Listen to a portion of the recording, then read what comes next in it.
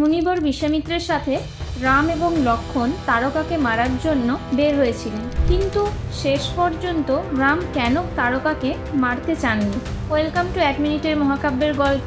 আমি অনন্যা। বিশ্বামিত্রের কথায় রাম তারকাকে মারার জন্য ধনু নিয়ে এগিয়ে যেতেই রামের আগমনের শব্দে ক্রোধে আকুল হয়ে তারকা রামকে আক্রমণ করার জন্য এগিয়ে এলো। তারকা নানা রূপ ধরে শিলাবর্ষণ করে আকাশে ধুলো উড়িয়ে মাঝে মাঝে অদৃশ্য হয়ে রাম লক্ষ্মণকে বিমোহিত করার চেষ্টা করল।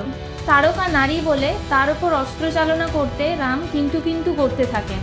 এই দেখে বিশ্বামিত্র রামকে বলেন, রাম, তুমি এই পাপিষ্ঠ রাক্ষসীকে দয়া না করে সন্ধ্যের আগেই এর বিনাশ করো, কারণ সন্ধ্যের সময় রাক্ষস জাতি দুর্ধর্ষ হয়ে ওঠে।